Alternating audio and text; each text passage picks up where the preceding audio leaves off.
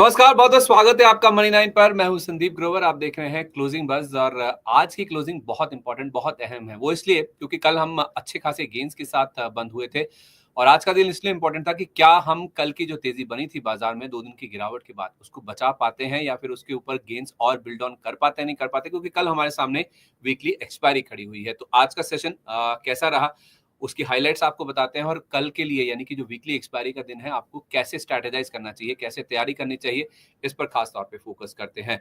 तो सबसे पहले देखिए बाजार में आज किस तरह का कारोबार देखने को मिला। बाजार ने सारी बढ़त गंवा दी और आज जो हमारी क्लोजिंग हुई है वो क्लोजिंग नेट नेट हुई है सपाट एकदम। लेकिन अच्छी बात यह है कि 24,300 का जो लेवल है उसे निफ्टी बचा पाया और 24,335 के स्तर पर 7 पॉइंट की बढ़त लेकर निफ्टी में क्लोजिंग हुई। हालांकि हायर लेवल से अगर आप देखें जो कि 24,450 के ऊपर का था, 24,457 टू बी प्रिसाइज, वहां से करीब 120 अंक नीचे निफ्टी में आज जो क्लोजिंग है वो बनती हुई दिखी। निफ्टी 7 अंक गिरा तो सेंसेक्स में हमने 70 पॉइंट की माफ कीजिए, निफ्टी 7 अंक ऊपर बंद हुआ तो सेंसेक्स 70 पॉइंट चढ़कर बंद हुआ। लेकिन बैंक निफ्टी में आज हमने 41 पॉइंट की गिरावट के साथ क्लोजिंग बनती हुई दिखी। 55,957, 56,098 आपको याद होगा ये इंटरडे हाई लेवल था और ऑल टाइम हाई लेवल था जो कि निफ्टी बैंक ने पिछले हफ्ते छुआ था।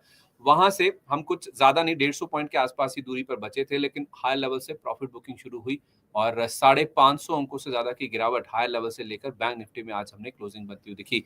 लेकिन फिर भी निफ्टी में अगर आप देखेंगे तो 31 शेयर ऐसे जो कि हरे निशान के साथ बंद हुए और सबसे ज्यादा सहारा अगर आप देखेंगे निफ्टी को मिला, यू नो 7 पॉइंट के आसपास की गेंस हमने बनती हुई दिखे। लेकिन गिरावट में गिरते बाजार में अगर सहारा कहीं से मिला तो उसमें रिलायंस सबसे ऊपर था सहारा देने में। पॉइंट वाइज कंट्रीब्यूशन की बात करें तो इन्फोसिस, ट्रेंड, ये कुछ और स्टॉक्स हैं जिनकी ओर से कंट्रीब्यूशन काफी ज्यादा था। परसेंटेज वाइज देखें तो ट्रेंड ये स्टॉक ऑलमोस्ट 5% ऊपर बंद हुआ। BEL, tech Mahindra, Reliance Industries और एटर्नल ये निफ्टी के टॉप गेनर्स थे। गिरने वाले शेयरों की बात करें तो सन फार्मा, उसके साथ साथ अल्ट्राटेक कल नंबर्स के बाद गिरा था, आज फिर से कल 1% गिरा था, आज 2% से ज्यादा की गिरावट देखने को मिली। कोल इंडिया, ओएनजीसी, डॉक्टर रेड्डीज, इनमें आज हमने निफ्टी में टॉप 5 लूजर्स में शामिल होते हुए देखा। जो सेक्टर इंडेक्स चढ़े हैं उसमें डिफेंस दूसरे दिन लगातार मजबूती देखने को मिली। आईटी, तेल gas, capital market, infra index, इनमें आज हमने बढ़त बनती हुई दिखी। लेकिन गिरावट कहां थी? फार्मा शेयरों में गिरावट थी। Metal, media, financial services, energy और एफएमसीजी इंडेक्स, इन शेयरों में आज इन सेक्टर्स में हमने दबाव बनता हुआ दिखा। और यही कारण है कि आप एडवांस डिक्लाइन देखें, भले ही नेक टू नेक था लेकिन ज्यादा पलड़ा मंदड़ियों का हावी था। 1478 शेयर गिरकर बंद हुए। 1365 शेयरों में आज हमने मजबूती भी बनती हुई दिखी। मिड कैप इंडेक्स करीब 1/4% से ज्यादा और स्मॉल कैप इंडेक्स में लगभग 1/4% की हमने बढ़त बनती हुई दिखी। लेकिन हाई लेवल से काफी ज्यादा प्रेशर देखने को मिला।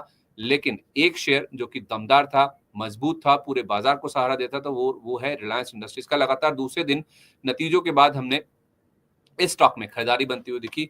अक्टूबर के बाद आप देखें, अक्टूबर 2024 के बाद पहली बार हुआ कि स्टॉक ने आज इंटरडे में 1400 का लेवल भी पार किया। 1410 का हाई था, 1400 के आसपास बंद हुआ। तो ऑलमोस्ट आप कह सकते हैं कि 6 महीने की ऊंचाई पर आज रिलायंस इंडस्ट्रीज का स्टॉक पहुंचता हुआ दिखा। नतीजों का सीजन भी चल रहा है तो गो डिजिट इसके नंबर्स आए थे, मुनाफा 2.2 गुना बढ़ा था। उसके बावजूद शेयर में जो इंटरनल्स थे वो वीक थे, 6% गिरकर स्टॉक बंद होता हुआ दिखा। टाटा टेक में आज 1.6 करोड़ शेयरों की बड़ी ब्लॉक डील हुई। 3.5% से ज्यादा का हिस्सा आज ब्लॉक डील के जरिए बदलता हुआ दिखा हाथ और 6% गिरकर स्टॉक आज के सेशन में बंद होता हुआ दिखा। लेकिन डिफेंस स्टॉक्स ये लाइमलाइट में थे। भारत पाक सीमा पर जो जंग की आशंका है, जो टेंशन बढ़ रही है, उससे डिफेंस शेयरों में लगातार दूसरे दिन मजबूती थी। 3 से लेकर 20% तक की बड़ी तेजी लेकर आज डिफेंस स्टॉक्स बंद होते हुए दिखे।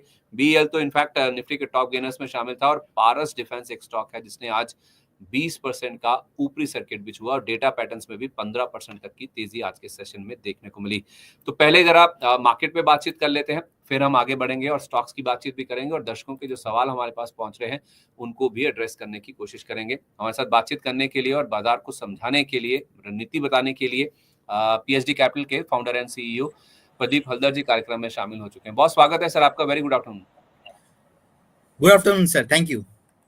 तो आज कुछ नए अंदाज में सर, पीछे आपके बैकग्राउंड चेंज है थोड़ा सा, आप हर्षोल्लास उल्लास के माहौल में आज थोड़े लग रहे हैं। हाँ सर, थोड़ा आज सेटअप चेंज हुआ है।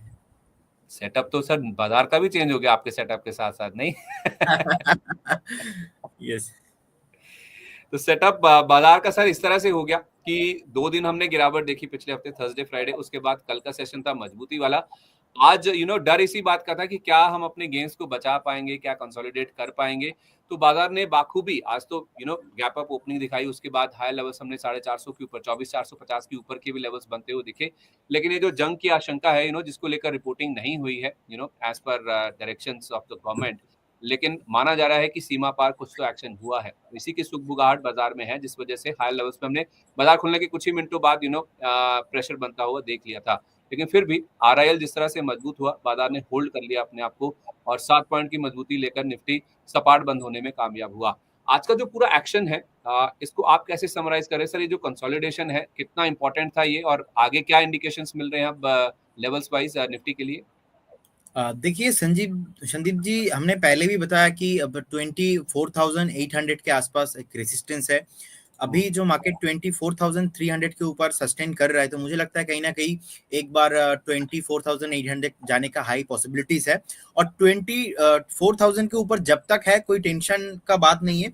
मुझे लगता है कहीं ना कहीं मार्केट बहुत जल्दबाजी में ऊपर आ गया, तो एक बार 23,800 जो कि फिलहाल शॉर्ट टाइम फ्रेम में सपोर्ट है, जो लोअर टाइम फ्रेम में 23,800 सपोर्ट है, जो जो भी मुझे लगता है कि ये तोड़ना नहीं चाहिए। और देखिए लास्ट वीक जब हमने बात किया था, उस टाइम पे बैंक निफ्टी के बारे में बताया था कि उस टाइम पे 55,400 के आसपास ट्रेड हो रहा था। मैंने बोला था आपको कि 55,700 के स्टॉप लॉस के साथ इसको सेल किया जा सकता है। विद इन 2 डेज हमने देखा फिर से 54,400 500 टच हो गया था, जो कि जो लास्ट वीक मैंने बताया था ऑलरेडी टारगेट अचीव हो गया। फिर से हमने देखा मार्केट अभी ऊपर आया है। सो मोरल सर यही है कि मैं चाहता हूं कि मार्केट ऊपर आ जाए, लेकिन इतना तेजी के साथ मार्केट अगर उतना ऊपर आएगा तो बार बार हमें रिट्रेसमेंट का एक जो है गैप नीचे खुल जाता है। सो मार्केट मुझे लगता है एक रेंज बाउंड ट्रेंड के अंदर अभी फंसा रहेगा। तो लोअर टाइम फ्रेम में जब तक अभी निफ्टी 24,000 के नीचे क्लोजिंग नहीं देता, तो मुझे लगता नहीं कि ज्यादा कुछ प्रॉब्लम है। एंड सेकंड, बैंक निफ्टी का भी अगर सर मैं बात बोलूं, देखिए बैंक निफ्टी अभी 55,391 के आसपास ट्रेड हो रहा है। मुझे लगता है कि अभी 55,000 के आसपास एक सपोर्ट है, तो ये दोनों सपोर्ट अगर मेंटेन रहता है तो हम अभी लॉन्ग करने में पसंद करेंगे। ओके, तो आप कह रहे हैं कि 24,000 जब तक ये नहीं टूटता है तब तक कोई चिंता करने की, घबराने की जरूरत नहीं है। और उसके भी बाद 23,800 बहुत ही इंपॉर्टेंट सपोर्ट लेवल है निफ्टी के लिए, उसके तोड़ने की आशंका बहुत ही कम नजर आती है, लेकिन अपसाइड की गुंजाइश है। अभी हम आज देखें तो हमारी क्लोजिंग जो हुई है वो 24,335 के आसपास हुई, 24,800 यानी कि, और यहाँ से आप कह रहे हैं कि 450 पॉइंट की बढ़त और निफ्टी में देखने को मिल सकती है। हाँ जी सर, ये जो रेसिस्टेंस नेक्स्ट है 24,800 के आसपास ही है। अच्छा, ठीक है, तो कोई ऐसी घबराने की बात नहीं जब तक 24,000 का लेवल नहीं टूट जाता है। सर 55,000 पे निफ्टी बैंक के लिए आप कह रहे हैं कि सपोर्ट बहुत ही अच्छा है, वहां के उसके नीचे जाने की संभावना कम नजर आती है। अपसाइड की गुंजाइश है कोई, क्योंकि जो 56,098 का एक ऑल टाइम हाई बना था, उससे 150 पॉइंट ही दूर रह गए थे आज हम सुबह। तो बैंक निफ्टी क्या इंडिकेट कर रहा है? क्या ठहराव लेके फिर से ऊपर आएगा या फिर थोड़ा टाइम नीचे बिताएगा, जैसे आपने लास्ट टाइम भी कहा था कि 54,500 तक या 54,600 तक जा सकता है? सर मुझे लगता है बैंक निफ्टी एक रेंज बाउंड के अंदर फंसे रहेंगे अभी, जो कि है 55,800 900 तक जा सकता है। अभी देखिए एक चीज तो क्लियर है, compare to Nifty Bank Nifty बहुत ही स्ट्रांग है। एचडीएफसी बैंक, कोटक बैंक आप देखेंगे सारे ऑलमोस्ट 52 हाई के आसपास ही है। तो इसलिए अगर निफ्टी ज्यादा भागेगा, इससे कंपेयर मैं करूंगा तो बैंक निफ्टी डेफिनेटली इसमें ज्यादा पॉसिबिलिटीज लॉन्ग करने का भी बन रहा है। ओके, ठीक है, तो बैंक निफ्टी में पॉसिबिलिटीज निफ्टी के मुकाबले ज़्यादा नजर आती है। 55,000 एक लेवल है जिसको आप ध्यान से वॉच कीजिए।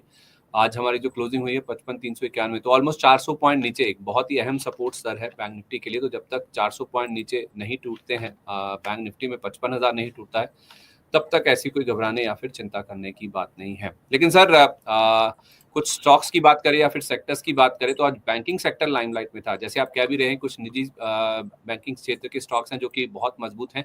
तो बैंकिंग सेक्टर में हमने देखा सर, एक तो कल बाजार बंद होने के बाद सेंट्रल बैंक और यूको बैंक के नतीजे आए थे। दोनों के नतीजे बहुत ही शानदार थे। यूको बैंक का मुनाफा 24% बढ़ा, एसेट क्वालिटी में इंप्रूवमेंट हुआ, यानी कि ग्रॉस नेट एनपीए कम होते हुए दिखे, और सेंट्रल बैंक का भी मुनाफा 28% बढ़कर 1,034 करोड़ पर आता हुआ दिखा। इसके अलावा आरबीआई ने जो सिस्टम में लिक्विडिटी डालने की बात करी है 1.25 लाख करोड़ की, वो भी पॉजिटिव है, जो कि 6 से 19 मई के दौरान किया जाएगा। बॉन्ड खरीद के जरिए ओएमओ ऑपरेशन होंगे आरबीआई की ओर से।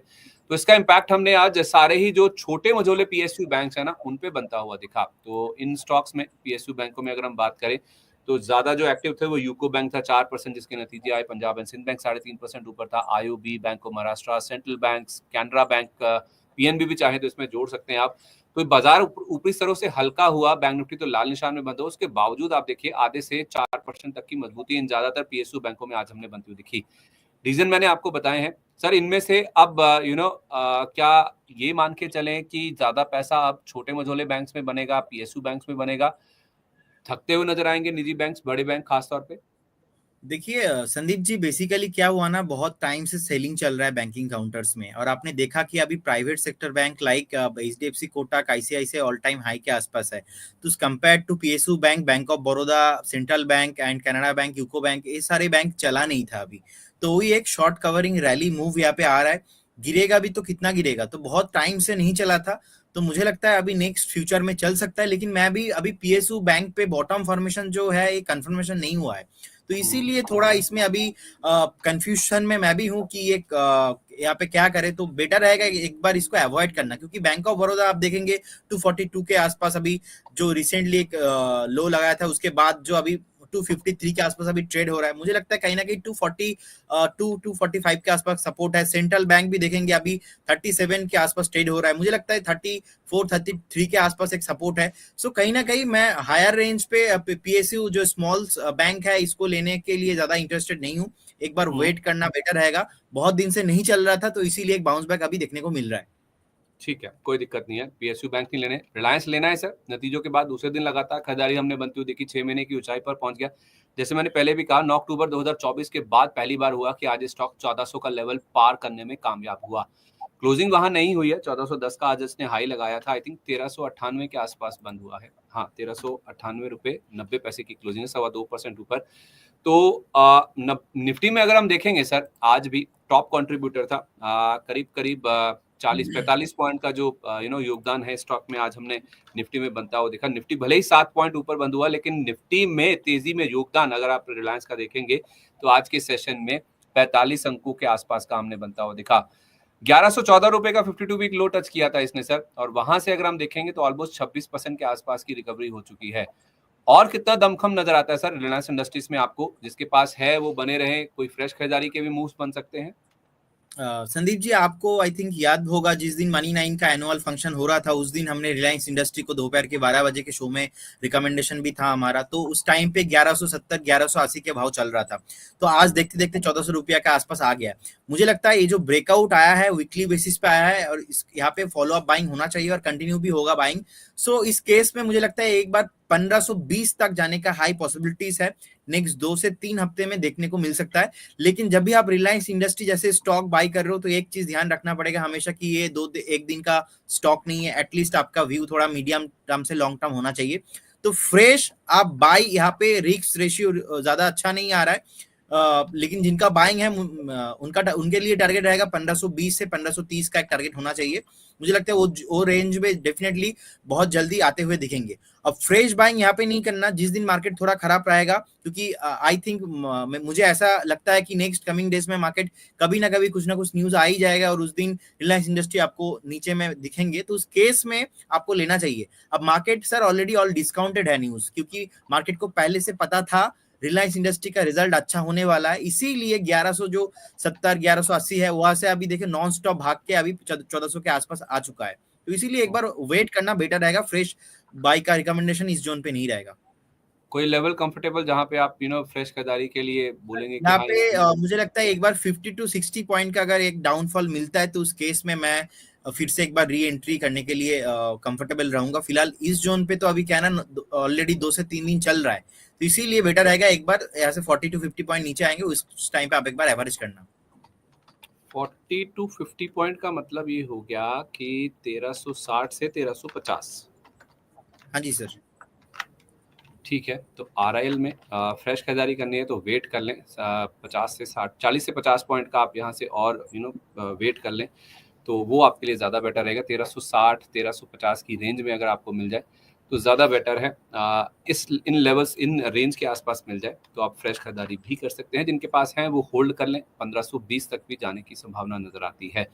आज सर डिफेंस स्टॉक्स में भी जबरदस्त एक्शन था, और ना केवल आज बल्कि 2 दिन से हम देख रहे हैं, जब से इंडिया पाक बॉर्डर पर टेंशन बढ़ रही है, तनाव बढ़ रहा है, जंग के आसार बन रहे हैं, ऐसी सुगबुगाहट है बाजार में, तो डिफेंस शेयरों में कल भी हमने जबरदस्त मूव बनता हुआ देखा था। आज भी आप देखिए 3% से लेकर 20% तक की तेजी हमने बनती हुई देखी। पारस डिफेंस में सबसे ज्यादा तेजी थी 20% की। पाकिस्तान की ओर से एक बयान आया सर कि वो जंग के लिए तैयार है, सीमा पर तनाव बढ़ता हुआ दिख रहा है। इनफैक्ट इन्होंने ये भी कहा है कि अगर हमारे एग्जिस्टेंस के ऊपर कोई भी सवाल खड़ा होता है, या फिर हमारी सुरक्षा को लेकर अगर कोई सवाल खड़ा हुआ, तो सबसे पहले न्यूक्लियर हमला करेंगे हम, या न्यूक्लियर हथियारों का इस्तेमाल करेंगे। आई डोंट नो कितनी वायबिलिटी या कितनी पॉसिबिलिटी इसकी नजर आती है, लेकिन डिफेंस स्टॉक्स बहुत उत्साहित नजर आ रहे हैं कि इनके ऑर्डर बुक्स, इनके जो सेल्स हैं उसमें इजाफा बनता हुआ दिखेगा। मजगांव डॉक में तो रिकॉर्ड हाई बन गया 3048 का। क्या है डिफेंस स्टॉक्स में आप? देखिए डिफेंस काउंटर सर बॉटम बना लिया था आज से 4 से 5 हफ्ता पहले ही, अभी नहीं। तो उस टाइम पे ही कहीं ना कहीं मैं उस टाइम से बुलिश हूँ डिफेंस स्टॉक्स को लेके। और डिफेंस काउंटर इतना पीट चुका था क्योंकि हमने देखा कि सारे स्टॉक ऑलमोस्ट जो टॉप बनाया था, टॉप से नियर अबाउट 40-50 इनफैक्ट 60% डाउन हो गया था। सो जैसे कि अभी बेल है, पारस डिफेंस है, मजगांव डॉग है, ऐसे ऑल काउंटर में मैं पॉजिटिव हूँ। फ्रेश बाइंग आप करोगे तो आपके लिए बहुत रिस्क हो सकता है आज के डेट के हिसाब से। मुझे लगता है 1-2 दिन में कभी भी करेक्शंस मिलता है, उस करेक्शन में हमें पार्टिसिपेट करना चाहिए। और जिनके पास प्रीवियस ऑलरेडी होल्डिंग पे है उनको यहाँ पे डेफिनेटली वेट करना चाहिए। और भी 52 एक हाई, नया हाई बनते हुए आपको दिखेंगे। तो डिफेंस ओवरऑल सेक्टर्स को लेके मैं पॉजिटिव हूँ।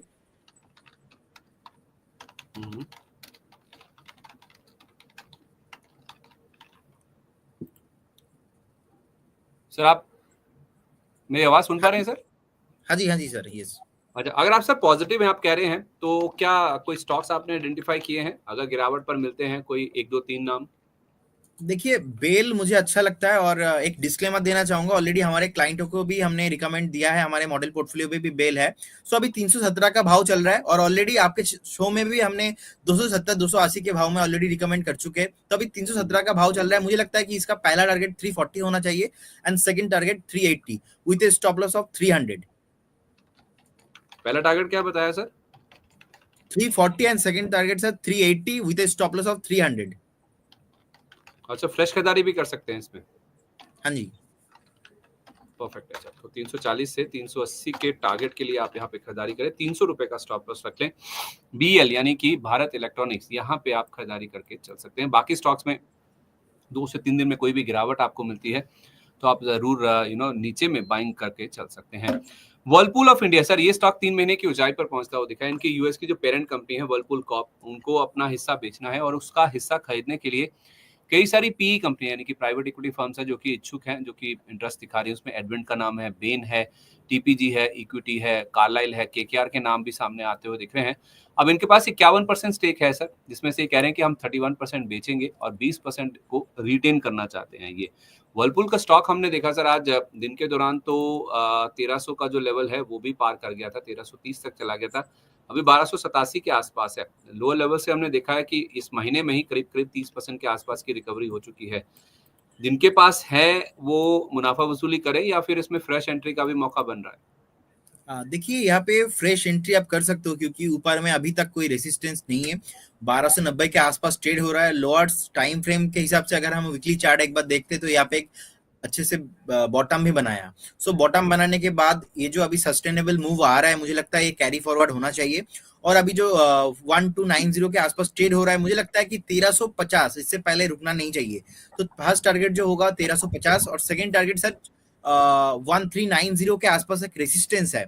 जब 1390 के ऊपर भी एक बार क्लोजिंग मिल जाएगा वीकली बेसिस पे, तो ये लॉन्ग टर्म चार्ट में अच्छा हो जाएंगे। तो मुझे लगता है शॉर्ट टाइम फ्रेम में जितना नीचे आना था आ चुका है, अभी बॉटम भी बन चुका है। तो जिनके पास है उनको होल्ड करना चाहिए। फ्रेश बाय भी करंट सीएमपी के साथ करके जा सकते हो। उस केस में आपको एक स्टॉप लॉस मेंटेन करना है, वो रहेगा 1260 के आसपास।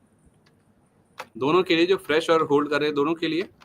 हाँ जी, 1260 रुपए का आप कह रहे हैं कि इसमें स्टॉप लॉस आपको रख के चलना चाहिए। तो डिफेंस स्टॉक्स में आपके पास BEL आ गया, और वर्लपूल भी एक नाम आपके सामने आ गया जो कि आप खरीदारी करके चल सकते हैं। है तो आप इसे होल्ड भी कीजिए, 1260 रुपए आपका स्टॉप लॉस होना चाहिए। सर आज PNB हाउसिंग, इनके नतीजे आए थे, नतीजों के ऊपर रिएक्शन काफी पॉजिटिव दिया।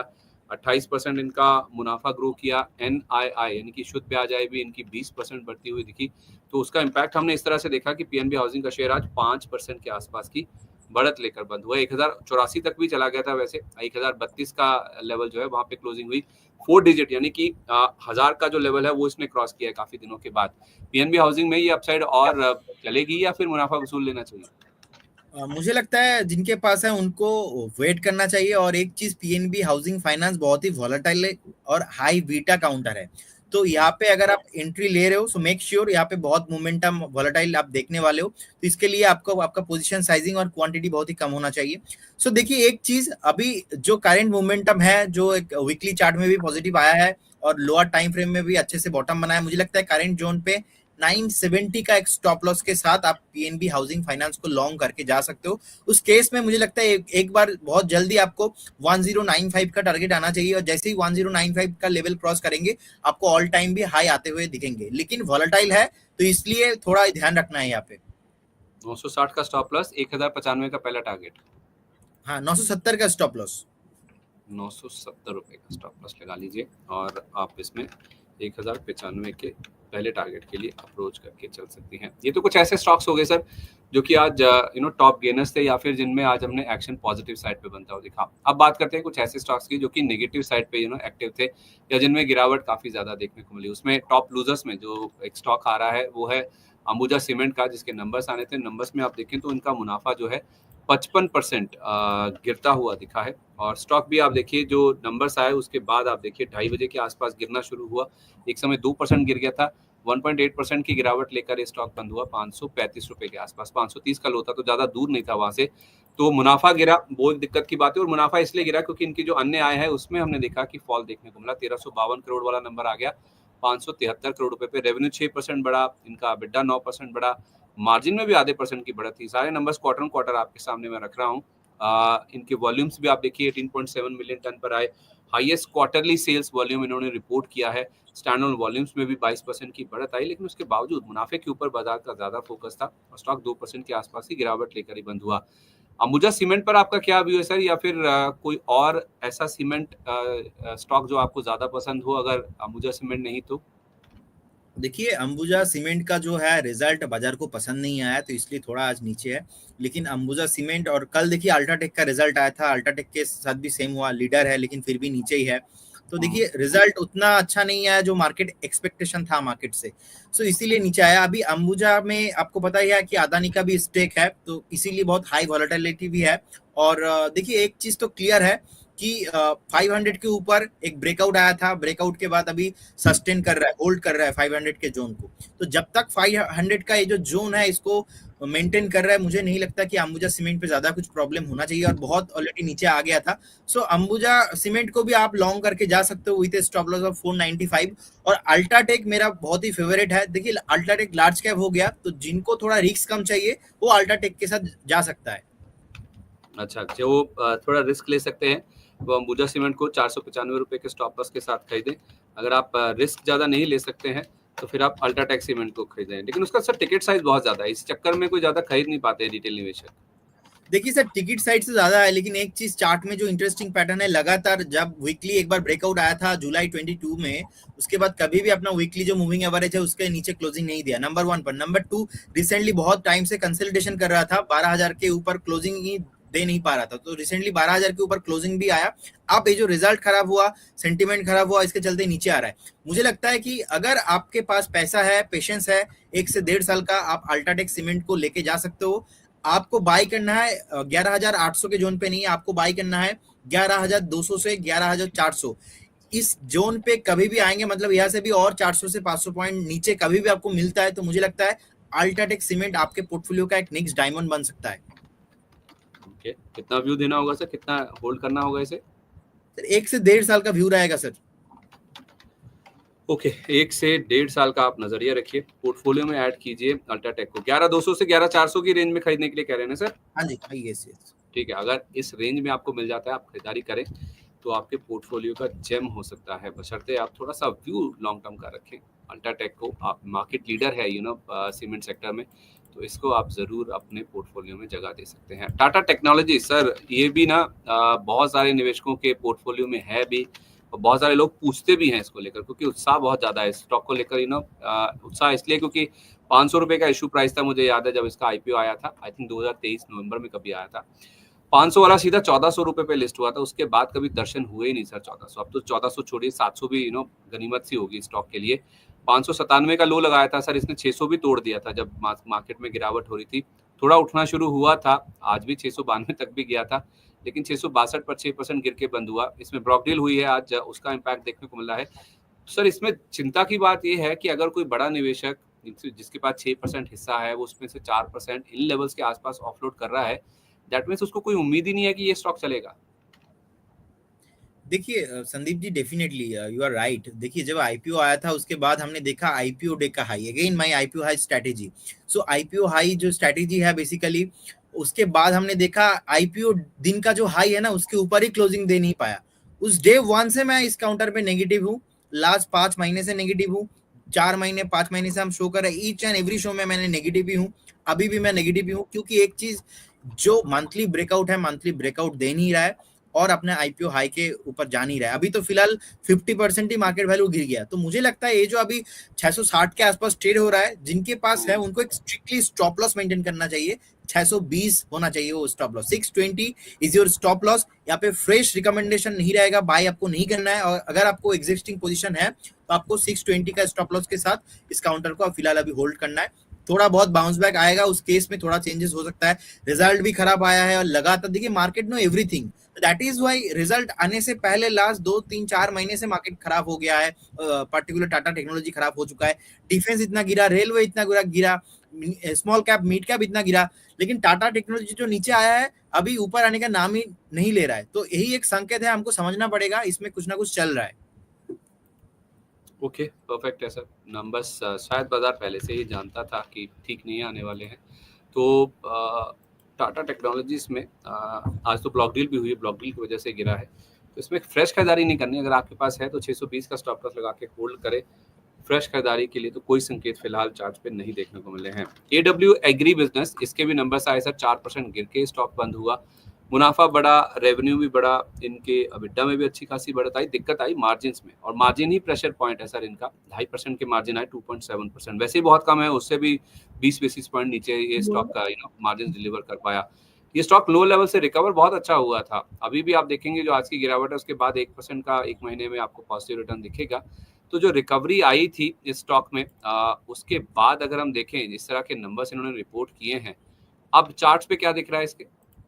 देखिए चार्ट बहुत ही इसका खराब है सर, और बेसिकली लगातार जो एक डाउनफॉल चल रहा था, एक डाउन ट्रेंड लाइन पे ही है अभी। वीकली ट्रेड, मंथली ट्रेड सभी खराब ही है। अभी 267 के आसपास ट्रेड हो रहा है, और मुझे लगता है कहीं ना कहीं देखिए ये जो नीचे बॉटम बनाने का ट्राई कर रहा है, ये अभी कंफर्मेशन नहीं हुआ है। और लगातार देखिए लास्ट का भी जो हाई है ऑलमोस्ट 320 के आसपास है, तो 320 पे भी सपोर्ट नहीं गया, और अभी 267 के आसपास ट्रेड हो रहा है। मुझे लगता है कि यहाँ पर भी अभी कोई कंफर्मेशन नहीं है। जिनके पास है उनको एक स्ट्रिक्टली स्टॉप लॉस के साथ मेंटेन करना है। वो स्टॉप लॉस रहेगा 255। 255 is your stop loss, and यहाँ पे आपको एग्जिट करना है। देखिए जो बिजनेस लास्ट 2 साल से नहीं चल रहा है, और जो प्राइस था 900 के आसपास, 850 के आसपास, वहां से नीचे आते आते अभी 200-250 पे आ गया, तो फिर भी आप वेट कर रहे हो, तो इसको यहाँ पे कोई मतलब नहीं बनता। तो इसीलिए 255 यहाँ पे स्टॉप लॉस मेंटेन करना है और एग्जिट करना बेटर रहेगा। ठीक है। इंडसइंड बैंक के जो होल टाइम डायरेक्टर और डिप्टी सीईओ हैं अरुण खुराना, उन्होंने अपने पद से इस्तीफा दे दिया तुरंत प्रभाव से। कल ही 28 तारीख को इस्तीफा लागू भी हो गया है। और जो रिएक्शन आया था वो थोड़ा सा अलग था। स्टॉक का ऊपर खुला था, 2% से ज़्यादा की मजबूती थी, 852 तक भी गया था, लेकिन बाजार करेक्ट हुआ तो उसके साथ साथ ये भी करेक्ट हुआ, 1% के आसपास की बढ़त लेकर ही बंद हुआ है। इंडसइंड बैंक में सर क्या केवल एक ठहराव है, पॉज है, या फिर अब ट्रेंड बदलता हुआ दिखेगा? सर मैनेजमेंट हर बार चेंज होता है, जैसे ही ऐसे कोई न्यूज आता है, खराब न्यूज आता है। आप चाहे तो आप येस बैंक के केस में भी देख लो, जब चंदा कोचर थे आईसीआईसीआई बैंक पे, जब उनके वहां पे ईडी का रेट पड़ा तो उस टाइम पे आईसीआईसीआई बैंक पे भी ऐसा हुआ था। लेकिन देखिए इंडसइंड बैंक पे मैनेजमेंट चेंज होगा ये एक्सपेक्टेड ही था, क्योंकि हर टाइम पे बैंक के साथ ऐसा ही होता है।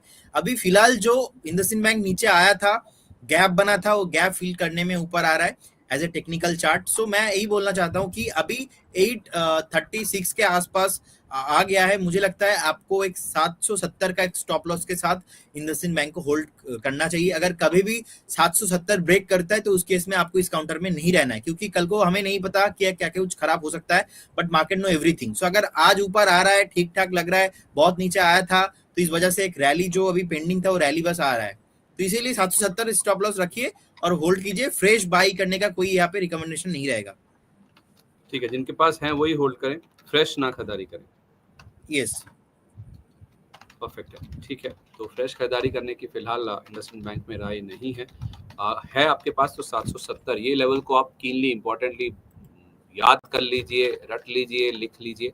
इस लेवल के नीचे अगर जाता है तो आपको इससे निकल जाना चाहिए। सर, गो डिजिट जनरल इंश्योरेंस, इसके नंबर्स आए थे आज। Numbers on the face of it बहुत अच्छे नजर आ रहे थे। मुनाफा 2 गुना से ज्यादा बढ़ता हुआ दिखा। स्टॉक ऊपर खुला भी, खुलने के बाद इसने 325 के आसपास के हाईस भी लगाए, लेकिन उसके बाद जो पिटाई हुई, जो हाई लेवल्स पे प्रेशर बना, 7% की गिरावट लेकर ये स्टॉक बंद हुआ है 288 रुपए के आसपास। 285-55 का लो था, ऑलमोस्ट डे लो पर जाकर बंद हुआ है। गो डिजिट के चार्ट्स क्या बता रहे हैं सर? नंबर अच्छे थे, उसके बावजूद पिटाई हुई, कह रहे हैं कि इंटरनल्स बहुत वीक थे इसके। देखिए फंडामेंटल उतना ज्यादा मुझे अट्रैक्ट नहीं लगता है। लास्ट टाइम डिविडेंड भी नहीं दिया था, और देखिए प्रॉफिटेबिलिटी तो है, लेकिन लगातार अगेन बहुत टाइम से, मतलब अगस्त 24 से लगातार नीचे ही आ रहा है, और वीकली बेसिस पे नेगेटिव ट्रेंड बना के रखा है। सो अभी 290 चल रहा है। मुझे लगता है अभी 305 क्रॉस करना बहुत ही इंपॉर्टेंट है। अगर 305 का जो लेवल है ये क्रॉस नहीं करता है तो गो डिजिट के लिए बहुत ही मुश्किल बड़ा दिन आ रहा है। तो मुझे लगता है एक बार आपको वेट करना पड़ेगा।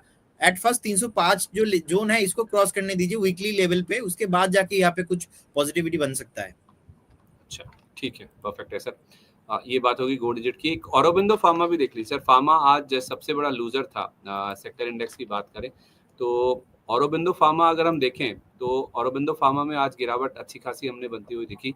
तो इनके एक प्लांट में मैन्युफैक्चरिंग प्लांट है इनका पेंसिलिन जी का, जिसमें आग लगने की खबर आई, जिस वजह से स्टॉक 3% गिरकर बंद हुआ है। इन्होंने कहा कि इस हादसे में जो आग लगी उससे इनके कुछ इक्विपमेंट है जिनको नुकसान हुआ है, लेकिन कोई घायल नहीं हुआ है। और हादसे के चलते प्लांट में 20 से 25 दिन के लिए जो कामकाज है उसे अस्थायी रूप से रोक दिया जाएगा, ताकि जो इक्विपमेंट्स हैं उनको रिप्लेस किया जा सके।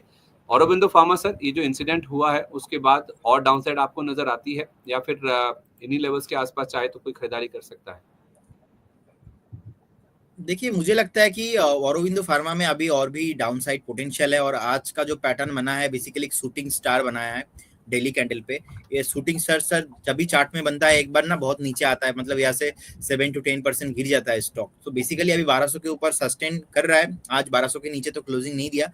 जैसे ही 1200 के नीचे चला जाएगा ना, उस केस में मुझे लगता है एक बार 1170 से 1160 का जोन पे आ सकता है। और देखिए आपने सर सही बोला, ओवरऑल आज pharma counter near about overall Nifty pharma index अगर हम देखेंगे 1% डाउन हो गया है। और देखिए निफ्टी इंडेक्स अभी ट्रेड कर रहा है 21,676 के आसपास। तो मुझे लगता है कहीं ना कहीं एक रेसिस्टेंस फेस कर रहा है निफ्टी फार्मा इंडेक्स 22,000 के आसपास। फिर से एक बार 20,500 तक आ सकता है, मतलब ऐसे भी 1,000 पॉइंट का एक डाउनफॉल। सो अगर ऐसा होता है निफ्टी फार्मा में तो उस केस में औरोबिंदो फार्मा भी और जितने भी फार्मा काउंटर्स है और भी ज्यादा नीचे आ सकता है। ये एक सर पैटर्न है, कभी अब रेलवे चलेगा तो फार्मा नहीं चलेंगे, कभी फार्मा चलेंगे तो होटल नहीं चलेंगे। अभी डिफेंस और रेलवे थोड़ा बॉटम बना के ऊपर आ रहा है, लेकिन अभी जो शॉर्ट टर्म रेसिस्टेंस बना था फार्मा में, तो फार्मा और नीचे आने का हाई पॉसिबिलिटीज है। ठीक है, परफेक्ट है। इसमें तो वैसे भी 1200 टूट गया औरोबिंदो फार्मा में। 1170 से 1160 तक के जो लेवल्स है वो भी देखने को मिल सकते हैं। तो आप इसमें जल्दबाजी ना करें खरीदारी करने के लिए। अच्छा सर, एथर एनर्जी का आईपीओ खुला हुआ है, दूसरा दिन भी हो गया आज। कोई व्यू आपका, या फिर आप नहीं ट्रैक कर रहे हैं? सर मैंने फंडामेंटल एक्चुअली चेक किया था आज दोपहर को ही, मुझे फंडामेंटल ज्यादा अट्रैक्टिव नहीं लगा। और देखिए मार्केट सेंटीमेंट ठीक नहीं है। सो जिस टाइम पे मार्केट में बुल रन चलता है उस टाइम पे जो कंपनी है ओवर वैल्यूएशन भी मांग लेता है, तो उस केस में हमने देखा कि बहुत सारे ओवर सब्सक्राइब भी हो जाता है।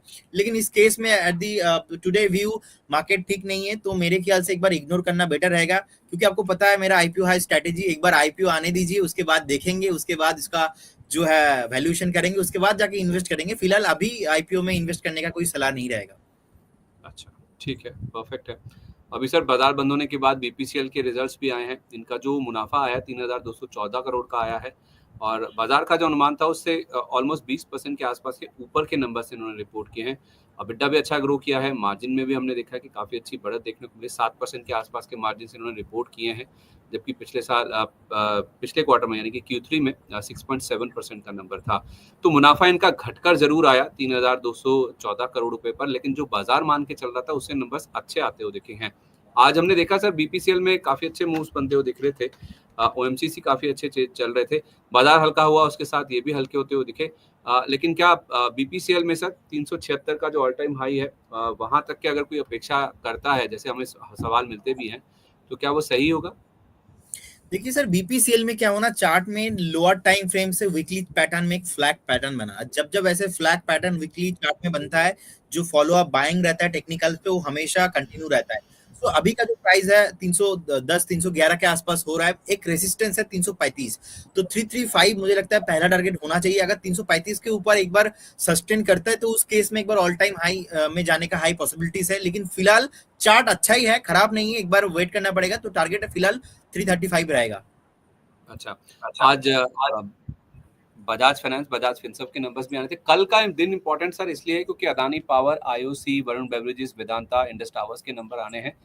एक तो अदानी पावर पे आपका भी दीजिएगा और दूसरा सर इंडस टावर्स, इनके जो रिजल्ट्स आएंगे ना उसके साथ साथ कुछ शेयर होल्डर्स को रिवॉर्ड करने के लिए बोनस या फिर कोई और अनाउंसमेंट बोर्ड की ओर से देखने को मिल सकता है। इंडस टावर्स में इस इवेंट का अगर किसी को फायदा लेना है इस मौके पर जब कल बाजार खुलेगा, क्या आप खरीदारी करने की राय देंगे? देखिए, पहले मैं टाटा पावर से अदानी पावर से स्टार्ट करता हूँ। देखिए, अदानी पावर 500 के ऊपर सही लगता है मुझे, और क्योंकि ऑल टाइम जो हाई था आप देखेंगे 875 के आसपास था। सो अभी उससे बहुत करेक्शंस हो गया था, अभी कंसोलिडेशन में है, कंसोलिडेशन कर रहा है। 548 चल रहा है, मुझे लगता है 495 का एक स्टॉप लॉस होना चाहिए और अदानी पावर को लॉन्ग करना चाहिए। और देखिए, इंडस टावर अभी ट्रेड कर रहा है 402 के आसपास, और मुझे लगता है यहाँ पे बेसिकली एक जो कंसोलिडेशन पैटर्न बनाया वहाँ पे ऑलमोस्ट 670 से लेके 370 से लेके 380 का एक बेस फॉर्मेशन ऑलरेडी हो चुका है। तो और फंडामेंटल भी देखेंगे, देखिए 1 लाख करोड़ से ज्यादा मार्केट कैप है, नियर अबाउट 10,000 करोड़ का नीट प्रॉफिट पैट पोस्ट किया है हिंदुस्तान ने। तो फंडामेंटल तो एकदम ठीक ठाक है। मुझे लगता है कि एक बार हमें वेट करना चाहिए। जो अभी एक नेगेटिव कैंडल बना है, तो मुझे लगता है एक बार यहाँ से 10% से 15% नीचे और आ सकता है। तो अगर नीचे आएगा उस केस में आप एक बार यहाँ पे ऐड कर लीजिए। लेकिन लॉन्ग टाइम फ्रेम में मैं चार्ट में बहुत ही अच्छा लगता है मुझे इंडस टावर, और फंडामेंटल भी जबरदस्त है सर। मतलब फ्रेश खरीदारी के लिए इंडस टावर्स में 10 से 15% गिरावट का इंतजार करें। 10 से 15% नहीं, से 10 से 15%, मतलब 10 to 12 पॉइंट्स। 10 से 15% मैं नहीं बोल रहा हूँ, ओनली 10 to 12 पॉइंट्स अगर नीचे आता है तो उस केस में मतलब 390 388 अगर वहां पे आता है तो आप एक बार ऐड करके जाइए। 390 से 388 के पास, मतलब 10 से 12 रुपए की गिरावट के लिए आप कह रहे हैं? Yes yes yes. ओके, तो 390 388 का आप कह रहे हैं कि इंतजार कर लें, मतलब जल्दबाजी ना करें। जो इवेंट कल है उसका फायदा उठाने के लिए आप कूद कर या फिर जल्दबाजी में यहाँ पे खरीदारी ना करें। ये राय फिलहाल निकल के सामने एकदम शांति से रहना है, कोई जल्दबाजी नहीं है सर। ठीक, परफेक्ट है सर। पारस डिफेंस के भी कल नंबर आने, जहाँ पे आज 20% का सर्किट लगा है। अब या तो बाजार पहले से सेंस कर रहा है कि नंबर्स में कोई तोड़फोड़ आने वाला है, कोई नंबर, लेकिन आज का जो 20% का मूव है, डेटा पैटर्न्स भी 15% चला। BDL, HAL जैसे जो स्टॉक्स हैं वो 3.5 से 4% तक चले हैं, लेकिन डेटा पैटर्न्स और पारस डिफेंस में सर कुछ स्पेशल है इनके चार्ट्स में? देखिए, डेटा पैटर्न्स आप देखेंगे एक चीज की, ऑल टाइम डेटा पैटर्न्स और पारस डिफेंस ऐसे ही भागता है और ऐसे ही गिरता है सर। इनका बीटा बहुत हाई है। और डेटा पैटर्न्स में भी देखिए आज ऑलमोस्ट जो 15% ऊपर आया है, तो मुझे लगता है ये फॉलो अप बाइंग रहेगा। बहुत जल्दी आपको 52 एक हाई, नया हाई बनते दिखेंगे। जिनके पास है होल्ड करने का सलाह रहेगा। और पारस डिफेंस भी सेम, जब नीचे गिरा था ऐसे ही नीचे गिरा था एकदम शॉर्ट टाइम फ्रेम में। और नीचे गिरने का पहले का जो रैली था सेम ऐसे ही होता था कि 20% 10% 15% का रैली, और एक दिन नहीं, दो दिन, तीन दिन ऐसे ही पहले भी चला था। तो मुझे लगता है पारास डिफेंस डेटा पैटर्न जो जितने भी डिफेंस काउंटर है, इसमें आपको प्रॉफिट बुक बिल्कुल भी नहीं करना चाहिए। हाँ, ये हो सकता है कि 2-3 दिन में थोड़ा करेक्शन आए, लेकिन मैं और भी 4-5 महीने का बाद बोल रहा हूँ कि उस टाइम पे आपको ऑल टाइम हाई आते दिखेंगे। तो उसका मजा आपको लेना है, तो इसलिए आपको एक बार वेट करके जाना है। परफेक्ट है, कोई जल्दबाजी नहीं है, वेट कर लेंगे सर, ऐसी कोई बात नहीं है। चलिए सर, कुछ दर्शकों के सवाल आपके सामने रख रहा हूँ। शहजाद जी का सवाल सबसे पहले है, 100 शेयर इनके पास कोल इंडिया के हैं सर 431 पर, और 150 शेयर टैक्समैको रेल के हैं 265 पर। कह रहे हैं कि क्या करूं, होल्ड करूं या फिर एवरेज करूं?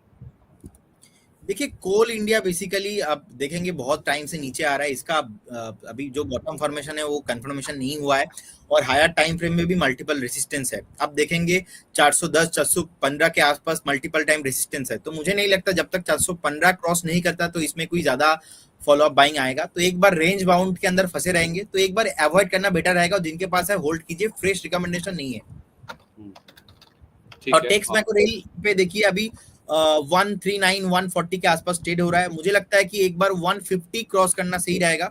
150 जैसे ही क्रॉस करता है एक बार यहाँ पे फॉलो अप बाइंग आएंगे, उस बाइंग पे आपको 170 से 180 का वैल्यू दिखेंगे। लेकिन फिलहाल ऐसा कोई अभी मोमेंटम नहीं है, ना ही ब्रेकआउट है, और लास्ट 3 से 4 हफ्ते से ऑलरेडी कंसोलिडेशन ही कर रहा है। एक रेंज बाउंड पे फंसा है 140, एंड लोअर टाइम फ्रेम में 132 यही जोन में फंसा हुआ है। सो एक बार वेट एंड वॉच करना सही रहेगा।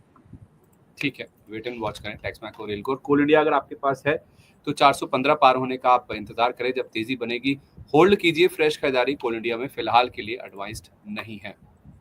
इसके अलावा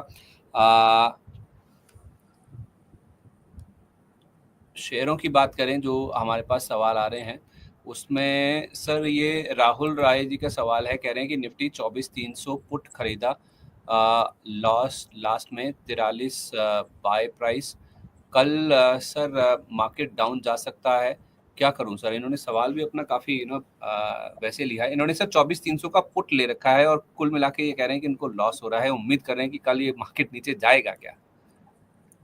देखिए, 24,300 का पुट का अगर हम अभी चार्ट देखेंगे तो इसमें बेसिकली 44 के आसपास चल रहा है, और मैं इन्होंने बात कर रहा 42 पे हूँ। लिया है सर। हाँ, सो मैं बात कर रहा हूँ 30 अप्रैल का 24,300 का पुट जो अभी 44 के आसपास चल रहा है। तो मुझे लगता है उनको एक स्टॉप लॉस मेंटेन करना चाहिए। ऐसे ब्लाइंडली ट्रेड करना बहुत मुश्किल हो जाएगा। आप यहाँ पे 30 का एक स्टॉप लॉस मेंटेन कीजिए। अगर आपको लॉस भी होगा, ज्यादा नहीं होगा, आपको एग्जिट भी करना है, क्योंकि देखिए एक्सपायरी है। अगर आपने एग्जिट नहीं किया तो आपका जो प्रीमियम है पूरा चला जाएगा। तो ऑप्शन में जब हम ट्रेड करते हैं तो यहाँ पे थीटा बहुत इंपॉर्टेंट है, लेकिन थीटा भी आता है टाइम के साथ। तो टाइम वैल्यू इक्वल टू जो प्रीमियम, इसके ऊपर डिपेंड करता है करंट मार्केट प्राइस। तो ऐसे करके मिक्स होके बनता है एक प्रीमियम। सो अभी 44 45 के अराउंड ट्रेड हो रहा है, और कल सर बेसिकली एक्सपायरी हो जाएगा। सो क्योंकि हाथ में टाइम वैल्यू नहीं है, और ऑलरेडी आज रात का पूरा टाइम, कल सुबह का टाइम, उसके बाद जाके कल जैसे मार्केट ओपन होगा, अगर थोड़ा भी मार्केट 50 पॉइंट भी 60 पॉइंट भी गैप आप ओपन होता है तो यहाँ पे ऑटोमेटिकली उनका स्टॉप लॉस हिट हो जाएगा। तो बेटर रहेगा एक बार आप जैसे मार्केट ओपन हो जाए एक बार आप देख के एग्जिट कर जाइए, बेटर है। और अगर कल ओपनिंग पे 15 मिनट का कैंडल नेगेटिव होता है, आप जस्ट 15-20 मिनट वेट कीजिए, देखिए उसके अकॉर्डिंग आप एक बार डिसीजन लीजिए। लेकिन according to my view sir, यहाँ पे मुझे लगता है एक बार एग्जिट करना बेटर रहेगा, क्योंकि हमारे पास टाइम नहीं है। अगर एक हफ्ता भी रहता है तो यहाँ पे मैं स्टॉप लॉस देता, आपको टारगेट देता, लेकिन हमारे पास टाइम नहीं है, और आप ले रहे हो तो मतलब आपका लॉस ही होने वाला है। टाइम वैल्यू एक बहुत बड़ी चीज़ होती है ऑप्शन प्रीमियम में। टाइम वैल्यू डिके होती जाएगी तो आपके जो प्रीमियम्स हैं वो गलते जाएंगे। आम भाषा में बोलेंगे तो इसके जो आपके जो प्रीमियम है वो खत्म होता हुआ जाएगा। तो उसका जो इम्पैक्ट है वो कल जब बाजार खुलेगा वो आपको दिखेगा भी, जैसा हमें प्रदीप सर कह रहे हैं। तो कल जब बाजार खुलेगा तब आप समझ पाएंगे कि सर ने क्या आपको बात बोली है। वो जो टाइम वैल्यू डिके हो रहा है, टाइम वैल्यू निकल रहा है, वो भी प्रीमियम में उसका वैल्यू काफ़ी ज़्यादा होती है। ऑप्शन प्रीमियम की अगर आप बात करें, अगर उसकी प्राइसिंग अगर आप पढ़ेंगे तो उस हिसाब से अगर आप एग्जिट कर लें ज़्यादा अच्छा है। स्टॉप लॉस क्या बताया था सर आपने, अगर होल्ड करना भी है तो? होल्ड करना है तो 30 का स्टॉप लॉस, क्योंकि यहाँ पे थीटा नहीं है और गामा है। गामा मींस यहाँ पे जो है विक्स भी आज जो है हमने देखा वॉलेटाइल है। तो अगर कल गैप डाउन हो गया लकीली तो उनको प्रॉफिट होगा, लेकिन चांसेस यही है कि यहाँ पे रुकना भी बहुत मुश्किल है, क्योंकि कल अगर निफ्टी ने 24,300 के नीचे जब जाएगा उसके बाद ही इनका प्रीमियम जो है रहेगा। तो टेक्निकली इसका तो अभी कुछ प्राइस का वैल्यू है ही नहीं। आप देखिए टेक्निकली इसका अभी जो वैल्यू बन रहा है वो है 24,335। मतलब अभी 10 रुपीज तो कल उनको गैप डाउन में ही मिलेगा, गैप अप में ही मिलेगा 10 रुपीज उनका जो प्रीमियम है, तो ऑलरेडी डिकेड हो जाएगा। तो मतलब कोई मीनिंग नहीं बनता यहाँ पे। तो इसीलिए that is why future option में जब हम बात करते हैं तो यहाँ पे सर सेबी का रिपोर्ट है, सेबी का एक डिस्क्लेमर है, 90% people they are losing their money in FNO future option. तो इसीलिए हमेशा सेफ खेलना है। लेकिन सुनता कौन है सर, मानते कहाँ है? सारी रिपोर्ट्स बताई जाती। आप जैसे जो रजिस्टर्ड एनालिस्ट है सेबी के साथ, वो भी बताते हैं। हमारे जैसे प्लेटफॉर्म के माध्यम से भी लोगों को बताया जाता है कि फ्यूचर्स एंड ऑप्शंस में सेबी भी चाहता है, आंकड़े बता रहे हैं कि आपको नुकसान होता है, लेकिन फिर भी चार्म बहुत है सर, करिश्मा बहुत है, इसलिए कोई रुकता ही नहीं है। क्या उपाय किया जाए? क्या आप कहना चाहेंगे दर्शकों को? कैसी वो चीज है, वो कौन सा ऐसा फैक्टर है कि पैरामीटर लगा दे जिससे रुक जाए लोग ऑप्शंस पे ट्रेड करना? देखिए सर, इंडिया में ना हर्षद मेहता जी का जो एक 1992 का एक सीरीज आया था, वहाँ पे एक डायलॉग है बहुत बढ़िया कि इंडिया में ना लोगों को बहुत मजा आता है हीरो बनाने में। सो बेसिकली ना लोगों का ये जो क्रेज है कि शॉर्ट टाइम में पैसा बनेगा, ऐसा नहीं होता है। जिन्होंने भी मार्केट में पैसा बनाया, चाहे आप राकेश झुनझुनवाला जी को देख लो, आप विजय केडिया जी को देख लो, चाहे कितने भी बड़े बड़े नाम, वॉरेन बफे सर को देख लो, इन्वेस्टिंग से बनाए, डेली डेली ट्रेड करके नहीं बनाए। आप फ्यूचर ऑप्शंस देखिए, बेसिकली मैं गैम्बलिंग तो नहीं कहूंगा, डेफिनेटली यहाँ पे ट्रेडिंग उनको करना चाहिए जिनके पास प्रॉपर नॉलेज हो, जिनके पास प्रॉपर टाइम हो। अगर आप 50,000 लेके मार्केट में आ रहे हो और आप सोच रहे हो कि मैं 5 करोड़ बना लूंगा, और आपका एज है 22, आपका पूरा करियर पड़ा है, आपका अर्निंग सोर्स नहीं है, और आप एक क्या है ऑप्शन ट्रेडिंग किसी से सुन के आप कर रहे हो, तो दैट इज व्हाई हमको ना लर्निंग लेना है पहले सर। कोई भी चीज में मैं भी सर जितना भी कुछ कर रहा हूँ आज के दिन में लर्निंग लेके कर रहा हूँ, विदाउट लर्निंग में बात ही नहीं करता। सो आपको पहले लर्निंग में टाइम देना है। अगर लर्निंग हो जाएगा तो ऑटोमेटिकली आपसे बाद में आप एल को हटा देना, ई आ जाएगा, अर्निंग ऑटोमेटिकली आ जाएगा। क्या बात है सर। लर्निंग के बाद अर्निंग, तो फिर उसके बाद लर्निंग वाला एल हट के अर्निंग शुरू हो जाएगी। ये बहुत अच्छा बताया सर आपने। लर्निंग बहुत इंपॉर्टेंट है, अर्निंग से पहले लर्निंग, ये ज्यादा इंपॉर्टेंट है। और लर्निंग नहीं है तो फिर अर्निंग की आप उम्मीद ना करके चले, फिर आपको अर्निंग डिके होता हुआ दिखेगा। खैर, हमारे एक दर्शक हैं सर, अतुल कुमार त्रिपाठी जी, माफ कीजिए, कह रहे हैं सर मेरे पास NIIT के 134 पर 40 और इंडियन होटल के 207 पर 70 शेयर है, मैं क्या करूं? इन IIT लिमिटेड? हाँ, NIIT लिमिटेड 134 पर 40 और इंडियन होटल के 207 पर 70 शेयर है। देखिए अभी NIT लिमिटेड पे अभी 132 के अराउंड ट्रेड हो रहा है। मुझे लगता है एक बेस बन चुका है, जो रिसेंटली 105 के जोन जो है, 105 का जो जोन है, 107 का जो जोन है, वहाँ पे एक बेस बना चुका है। तो अभी बेस बनाने के बाद अभी ऊपर आ रहा है। तो जिनके पास है होल्ड करने का सलाह रहेगा। जैसे 144 145 ब्रेक करेगा, उसके बाद यहाँ पे एक मोमेंटम आते हुए दिखेंगे। और इंडियन होटल में मुझे लगता है कि डेफिनेटली आपको होल्ड करना है। रैली आना एंटर काउंटर में अभी बाकी है। सो इंडियन होटल देखिए लगातार जो ऑल टाइम हाई है 888 का एक ऑल टाइम हाई है, उसके बाद हमने देखा भी 790 के आसपास ट्रेड हो रहा है। मुझे लगता है कि इंडियन होटल, हमने देखा कि कुंभ मेला जब चल रहे थे उस टाइम पे भी, उसके बाद जब राम मंदिर हुआ उधर भी बहुत सारे होटल भाग रहे थे। तो इंडियन होटल मेरा होटल सेक्टर में ओवरऑल फेवरेट काउंटर है। सो ये चलता भी है एक साइकिलिक पैटर्न के साथ, ऐसा नहीं कि हमेशा ब्रेकआउट आने के बाद चलता है। लास्ट टाइम भी जो सर 650 से 700 का एक दौरा था, तो उस टाइम पे भी 4 से 5 हफ्ता लगाया था, उसके बाद जाके परफॉर्म किया। और अभी भी देखिए बहुत टाइम से नीचे है। तो मुझे लगता है जो 790 अभी चल रहा है, आपको लॉन्ग करना चाहिए विद स्टॉप लॉस ऑफ 744। और मुझे लगता है बहुत जल्दी आपको ऑल टाइम हाई आते हुए दिखेंगे। ओके, ठीक है, परफेक्ट है। इसके अलावा सर कुछ क्वेश्चन जो हमारे पास पहुंच रहे हैं, उसमें विजय जी का एक सवाल है सर, कह रहे हैं कि क्या करंट मार्केट प्राइस पे एक तो टाटा पावर और दूसरा वेदांता, इनमें क्या फ्रेश खरीदारी कर सकते हैं? इनका टारगेट भी बताइएगा शॉर्ट टर्म के लिए। देखिए टाटा पावर और वेदांता दोनों लॉन्ग टर्म इन्वेस्टिंग वाला काउंटर है। यहाँ पे इंटरडे करने का कोई स्टॉक ही नहीं। टाटा पावर में देखिए अभी 393 का भाव चल रहा है। मुझे लगता है टाटा पावर आपको फिर से एक बार 370 375 का भाव मिलेंगे। उस टाइम पे आप आपका पोर्टफोलियो में ऐड कर लीजिए। और उस केस में आपका टारगेट होगा, पहला जो टारगेट रहेगा वो है 420 का, और सेकंड टारगेट जो मुझे लगता है एक बार 445 का एक टारगेट आ सकता है टाटा पावर में।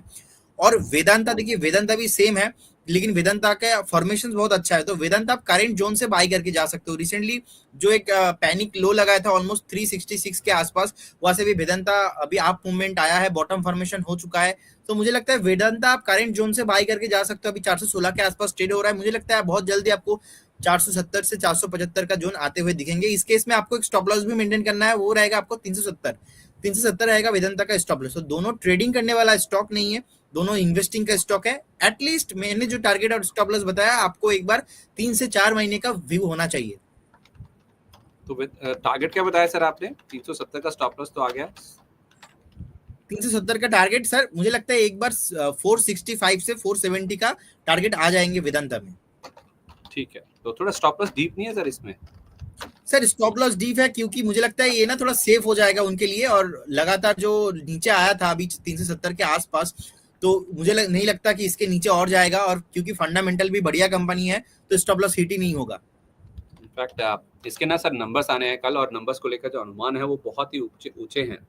141% इनका मुनाफा बढ़ने का अनुमान है, जो कि कुछ एनालिस्ट मान के चल रहे हैं।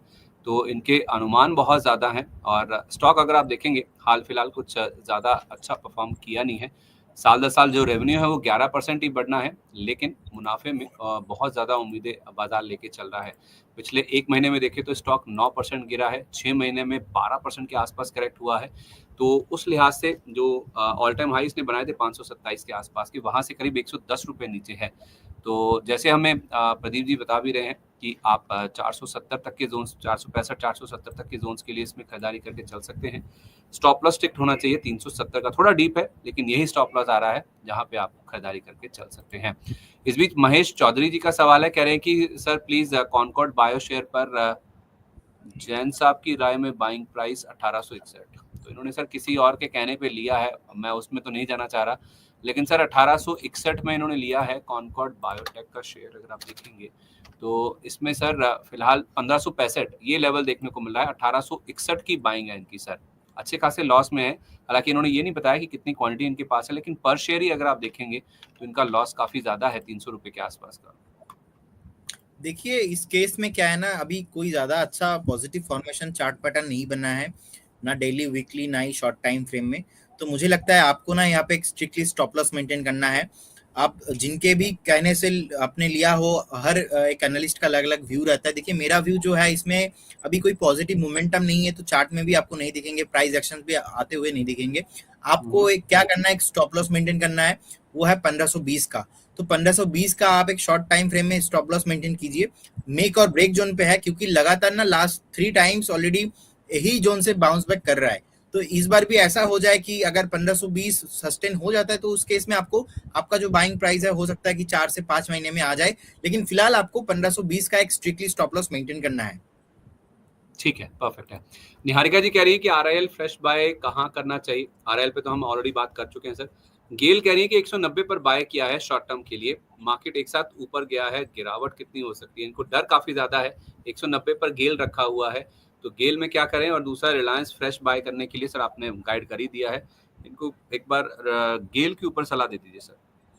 देखिए गेल अभी 189 के आसपास ट्रेड हो रहा है। मुझे लगता है कि लास्ट टाइम का भी जो रेजिस्टेंस है वो बेसिकली 195 196 के जोन पे है। तो एक बार जब तक क्रॉस नहीं होता है 195 का जोन, यहाँ पे उतना ज़्यादा मोमेंटम नहीं आएगा, तो इसलिए थोड़ा अवॉइड करना शॉर्ट टाइम ट्रेडिंग के लिए बेटर रहेगा गेल को, क्योंकि गेल ऐसा काउंटर है, ज़्यादा आपको यहाँ पे ऐसा नहीं कि परास डिफेंस जैसा 10% मोमेंटम आपको देके जाएंगे। तो 195 लास्ट टाइम भी एक रेसिस्टेंस था, वहाँ पे जाके फेस करेंगे। फिलहाल अभी यहाँ पे फ्रेश बाई करने का भी कोई रिकमेंडेशन नहीं रहेगा। और आरआईएल रिलायंस इंडस्ट्री को लेके मैं पॉजिटिव हूँ। अगर आप मनी 9 देखते हो तो आपने देखा ही होगा कि आज से कुछ दिन पहले ही हमने बहुत बार डिस्कशन किया 1170 1180 के भाव में, अभी तो 1400 के आसपास भाव हो चुका है। जिनके पास है, जैसे कि हमने कुछ टाइम पहले भी बताया था, जिनके पास है उनको होल्ड करना है। फ्रेश बाई रिलायंस इंडस्ट्री को इस जोन पे मैं नहीं करूंगा, क्योंकि आई बिलीव मार्केट को टाइम करेक्शन चाहिए। अगर टाइम करेक्शन होता है उस टाइम पे रिलायंस इंडस्ट्री आपको यहाँ से भी थोड़ा नीचे मिलेंगे 50 to 60 पॉइंट, तो उस केस में आप ऐड कर लीजिए। और यहाँ पे जिन्होंने बाई करके रखा है, मुझे लगता है एक बार 1520 से 1530 का जोन बहुत जल्दी रिलायंस इंडस्ट्री में आते हुए दिखेंगे। ओके, ठीक है, परफेक्ट है सर। आखिरी सवाल ले रहा हूँ सर, रामभाव मुंडे जी, ये सर महाराष्ट्र से इन्होंने अपना सवाल भेजा है। कह रहे good afternoon sir, I am Rambhav Munde from Maharashtra. 500 share sir Maharashtra bank के इनके पास हैं 50 रुपए पर, पूछ रहे हैं कि होल्ड करूं या सेल करूं। ओके तो देखिए महाराष्ट्र बैंक हमने देखा है कि लास्ट टाइम बहुत टाइम से ना नीचे आ रहा है। बैंक ऑफ महाराष्ट्र की बात बोल रहे हो सर आप, राइट? हाँ, 51.5 रुपए पे जो है। ओके, हाँ 51 के आसपास ट्रेड हो रहा है। देखिए एनपीए रिसेंटली इंक्रीज हुआ है और नीट प्रॉफिट भी है, फंडामेंटल ठीक ठाक है, लेकिन लगातार अब चार्ट देखेंगे एक बाउंस बैक आया है। 54 55 एक रेजिस्टेंस है। जैसे ही 55 ब्रेक करेगा उसके बाद आपको 67 69 मतलब 70 तक जाने का हाई पॉसिबिलिटीज मुझे चार्ट में दिख रहा है, क्योंकि बहुत टाइम से चला नहीं था, इसलिए अभी एक फॉलो अप बाइंग आ रहा है। और इंटरेस्टिंग और पॉजिटिव फैक्ट यही है कि लास्ट 4 से 5 हफ्ता लगातार पॉजिटिव है। तो मुझे लगता है एक बार जो रेसिस्टेंस है 54 का ये भी क्रॉस हो जाएगा, जैसे ही क्रॉस होगा आपको बहुत जल्दी 65 67 का एक टारगेट आते हुए दिखेंगे, तो आपको होल्ड करके जाना है, फ्रेश बाई 54 के ऊपर रहेगा। सर वैसे तो काफी सारे स्टॉक डिस्कस हुए ही हैं, आपने वेदांता की बात करी है, खरीद सकते हैं, कोल इंडिया में भी आपने बताया, कोई और स्टॉक्स जो आपके रडार पे हैं? आपने अदानी पावर भी बोला था कि खरीदारी की लिस्ट में शामिल कर सकते हैं 495 का स्टॉप लॉस लेकर, लेकिन कोई और नाम जो कि आपको चार्टिकली या फिर किसी और रीजन से अच्छे लगते हो इन लेवल्स पर? देखिए मुझे एसआरएफ बहुत ही अच्छा लगता है, लगातार आप एसआरएफ देखेंगे ऑलमोस्ट 7 to 8 टाइम्स एक कंसल्टेशन पैटर्न में था, उसके बाद बेसिकली क्रॉस ही नहीं कर पा रहा था। तो अभी इस बीच क्या हुआ, एसआरएफ में एक ब्रेकआउट आया, वीकली बेसिस पे, मंथली बेसिस पे, डेली बेसिस पे ब्रेकआउट आने के बाद एसआरएफ सस्टेन भी कर रहा है। रिसेंटली जो एसआरएफ का चार्ट फॉर्मेशन है, वीकली सपोर्ट था 2650 2700 के जोन पे, वहां से भी अच्छे खासा बाउंस बैक आ चुका है, अभी 3000 के ऊपर सस्टेन कर रहा है। मुझे कहीं ना कहीं लगता है एसआरएफ में सर फिर से आपको यहाँ से 70 पॉइंट से 100 पॉइंट्स करेक्शन आने का हाई पॉसिबिलिटीज है, और जैसे ही आएगा मतलब आपको लेना है 2940 से लेके 2960, अगर यहाँ तक भी आ जाता है तो आप एक बार एसआरएफ को बाई करके जाइए, क्योंकि ब्रेकआउट आ चुका है, रिट्रेसमेंट के लिए थोड़ा नीचे आ सकता है। अगर आप इस केस में एसआरएफ को बाई करके जाते हो तो इस केस में आपका टारगेट 3650 तक जा सकता है, आपका टाइम फ्रेम होना चाहिए 7 से 8 महीने। और सर मार्केट चाहे वॉलेटाइल रहे जो भी रहे, एसआरएफ फंडामेंटल भी अच्छा है, मार्केट कैप भी देखेंगे ऑलमोस्ट 90,000 करोड़ के आसपास है, आप नीट प्रॉफिट भी देखेंगे 1150 करोड़ के आसपास पोस्ट किया है कंपनी ने। प्रोमोटर होल्डिंग भी सर यहाँ पे बढ़िया है, ऑलमोस्ट 50% के आसपास प्रोमोटर होल्डिंग भी है। अब लगातार कंपनी ने अच्छा डिविडेंड भी प्रोवाइड किया है, 17% के आसपास डिविडेंड भी प्रोवाइड किया है। तो कहीं ना कहीं ओवरऑल ऑल पैरामीटर्स अगर मैं चेक करके देखता हूँ, एसआरएफ आज के दिन के हिसाब से बहुत ही बढ़िया मुझे लग रहा है। कोई stop loss? Sir stop loss इस केस में हो जाएगा आपका 2764 के आसपास, 2764 इज माई स्टॉप लॉस। और एसआरएफ के अलावा कोई और पिक सर, या एक ही है? सर अभी तो और कोई पीक नहीं है, एसआरएफ माई ओनली पीक। और सबसे यही रिक्वेस्ट रहेगा कि मार्केट अभी मुझे लगता है कि सर एक टाइम कंसल्टेशन करना चाहिए, और जिस दिन से मैं बोल रहा हूँ फिर से टाइम कंसल्टेशन, मार्केट वही आसपास घूम रहा है, तो अभी मार्केट में थोड़ा पेशेंस रहिए, शांति से रहिए। कोई अगर वैल्यू स्टॉक मिलता है हम डेफिनेटली डिस्कस करेंगे, और मनी 9 को देखते रहिए। बहुत धन्यवाद sir, thank you so much. कोई डिस्क्लोजर जिन स्टॉक्स पे बातचीत हुई है? सर जो भी स्टॉक्स में हमने आज ड्यूरिंग द सेशन बात किया है, कोई भी स्टॉक्स में मेरा कोई फार्म में कोई एनालिस्ट का पर्सनल पोजीशन नहीं है, no conflict of interest, and investment in securities market subject to market is before investment any stocks please consult your financial advisor. बहुत बहुत धन्यवाद सर आपको। Thank you so much sir, इतना अपना कीमती समय हमारे साथ शेयर करने के लिए। तो क्लोजिंग बस को इसी के साथ हम यहीं पर समेटते हैं। 2 दिन की कमजोरी, उसके बाद कल एक बड़ा अप मूव, उसके बाद आज एक कंसोलिडेशन का दिन हमने देखा। मार्केट भले ही अपनी बढ़त गवाकर आज के सेशन में बंद होते हुए दिखे हैं। कल है वीकली एक्सपायरी का दिन, तो उससे पहले मार्केट में अब आपको रणनीति ऐसे अपनानी चाहिए कि थोड़ा सा आपको कॉशियस होकर चलना पड़ेगा बाजार में, और सिलेक्टिव स्टॉक्स पे ही आप ज़्यादा फोकस कीजिए। हालांकि निफ्टी के लिए नीचे में 24,000 के आसपास सपोर्ट है, बैंक निफ्टी में 55,000 के आसपास अच्छा सपोर्ट है। जब तक वो टूटते नहीं है कोई ऐसी चिंता या घबराने की जरूरत नहीं है, लेकिन आपको बढ़ चढ़कर या फिर कूद कर कोई बहुत बड़ी खरीदारी भी नहीं करनी है। ये राय फिलहाल आपके लिए निकल के सामने है, क्योंकि मार्केट हो सकता है थोड़ा समय बिताए एक रेंज में, एक रेंज बाउंड सेशन मार्केट्स में देखने को मिल सकता है। तो थोड़ा सा कॉशियस रहिए, थोड़ा संभल कर ट्रेड करिए। उम्मीद करते हैं ये जो मई का महीना है ये आपके लिए बहुत ही शानदार रहेगा। 9 दिन से लगातार एफआईज भी खरीदारी कर रहे हैं, तो आज क्या खरीदारी का नंबर आता है इस पर फोकस करेंगे। कल सुबह आपके साथ 8:30 बजे जुड़ेंगे, और ग्लोबल मार्केट्स में किस तरह का न्यूज़ फ्लो चल रहा है, बॉर्डर पर जो टेंशन है उसको लेकर क्या अपडेट आते हैं, नरेंद्र हमारे साथ जुड़ते ही हैं, उनके पास चलेंगे और जानेंगे कि पूरे अपडेट किस तरह के निकल के सामने आ रहे हैं। तो फिलहाल के लिए आप मुझे दीजिए इजाजत, सुबह 8:30 बजे आपसे मुलाकात होती है, तब तक के लिए नमस्कार।